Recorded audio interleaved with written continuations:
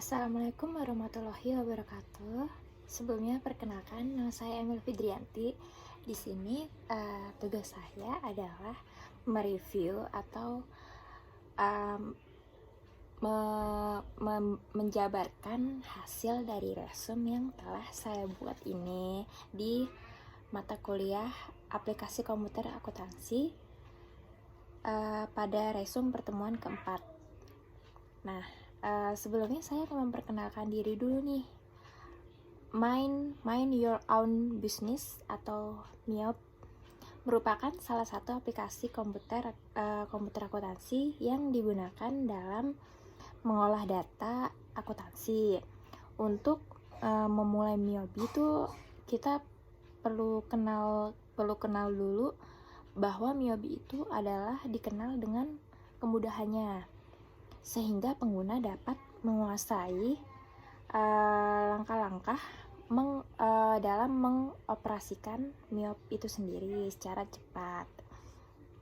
Nah, ada step atau langkah-langkah untuk membuat file baru setelah kita sudah download aplikasi setelah kita download MIOB-nya. Yang pertama, kita buka aplikasi MIOB-nya, lalu kita buat create. Setelah itu kita klik next. Nah, nanti kita akan ditampilkan pada company information. Di situ tertulis serial number, terus company name, lalu ada address-nya. Nah, biasanya kita diwajibkan untuk mengisi nama perusahaan atau company name-nya. Lalu setelah itu kita setelah mengisi, kita klik next dan akan tampil lagi accounting information. Itu kayak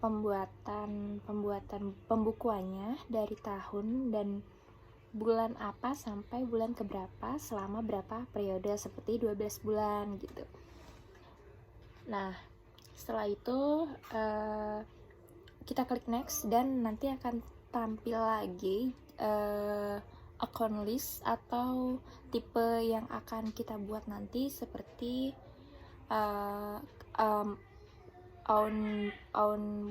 own business atau pokoknya ada 3 step.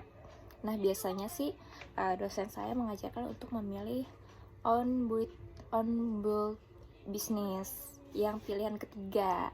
Kita diwajibkan untuk memilih salah satu.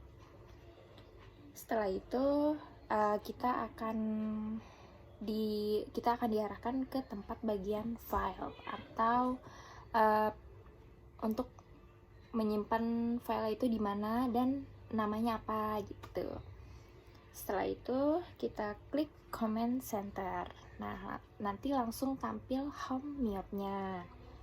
Setelah itu area kerja MIOB-nya itu sendiri, di baris menu terdapat file, edit, list, command center, setup, dan lain-lain. Setelah itu ada baris judul. Baris judul itu menampilkan file yang sedang aktif, misalnya PT Angkasa Pura, pada bagian command center-nya. Lalu ada modal atau help, menampilkan nama modul yang terpilih seperti account. Modul juga terdiri dari 8 yang ada pada home MIOB-nya. MIOB juga terdiri dari 2 bagian. Yang pertama ada header dan detail. Header itu digunakan sebagai total dari suatu kelompok yang akan yang disebut sebagian total dari suatu kelompok akan yang disebut dengan akun. Nah, kalau detail itu merupakan bagian dari akun yang digunakan sebagai pos penampung suatu transaksi yang disebut dengan kelompok. Jadi header itu sebenarnya tuh yang bagian di akun listnya itu yang bold name gitu, dan biasanya dia sebagai penanda kalau ini adalah bagian seperti aset, hutang, lalu pendapatan dan lain-lain.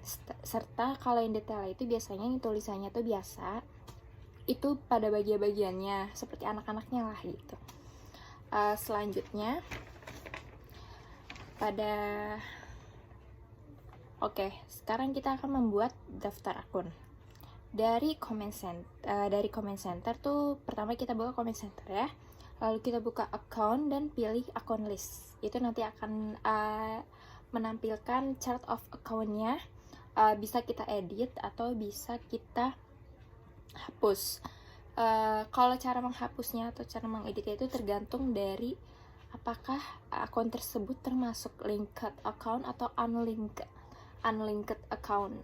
Itu bisa dilihat dari centangnya.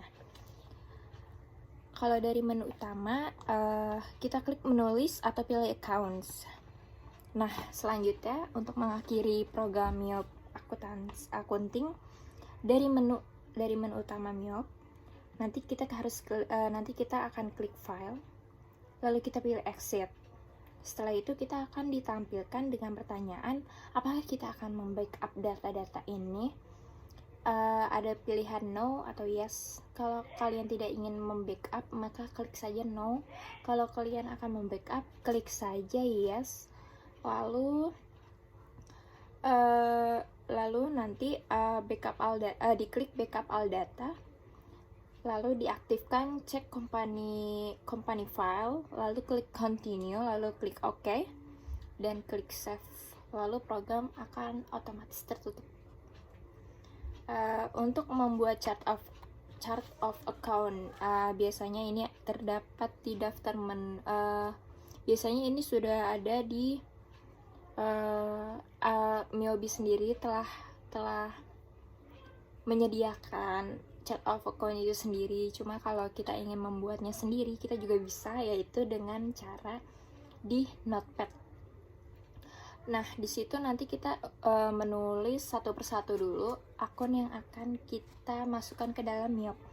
Caranya itu kalian buka notepadnya, lalu kalian klik pertama nomor akunnya, lalu nama akunnya, dan header atau detail, lalu klik type-nya. Nah, setelah itu kalian import data. Pertama aktifkan MIOP. Nah, setelah kalian aktifkan MIOP, maka lalu kalian buka file misalkan udah selalu untung. Nah, itu nanti ada di bagian file import data dan klik account. Pertama tentukan tab, header, dan klik tanda update exiting record. Itu diubah dulu karena pertamanya ada reject apa gitu. Nah, lalu klik continue, terus lalu text file, lalu akan tampil import data. Klik import, oke, lalu import akan segera selesai dalam beberapa detik. Lalu selanjutnya saya akan menjelaskan hasil diskusi pada pertemuan keempat, yang dimana banyak teman-teman saya yang tanya jawab di dalam forum tersebut. Salah satunya adalah bagaimana cara mengedit akun. Nah, cara mengedit akun itu kita harus ke jendela comment center, lalu kita kita akan ditampilkan model account. Nah, pada saat itu kita akan mengklik account list, lalu maka akan tampil account listnya dan pilih akun yang akan kita edit. Lalu klik tombol edit, nanti akan tampil account information. Lalu isi perubahan pada akun tersebut dan klik OK. Lalu ada lagi pertanyaan, sebutkan linked account yang diisi dari menu setup. Nah, itu ada 4. Pertama, account and banking linked accounts. Lalu kedua ada sales linked account. Terus yang ketiga ada purchase linked account. Dan terakhir keempat ada payroll linked accounts. Lalu ada lagi pertanyaan, apa kegunaan the education payable account? Nah, ini biasa disebut dengan default tax atau digunakan untuk membayar pajak penghasilan yang dibayar oleh pegawai perusahaan, sehingga diisi kategori kewajiban dengan nomor akun pajak penghasilan karyawan atau PPh 21 dengan tipe detail. Lalu apa sih perbedaan tax inklusif dalam keadaan aktif dan tidak aktif? Yang pertama, kalau dalam keadaan aktif itu artinya jumlah yang diisikan di dalam unit price adalah harga sudah termasuk pajak dan sudah dipotong diskon.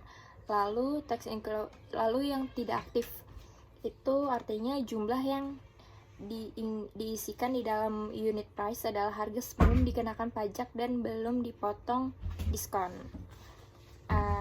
Cukup sekian yang dapat saya sampaikan. Wassalamualaikum warahmatullahi wabarakatuh.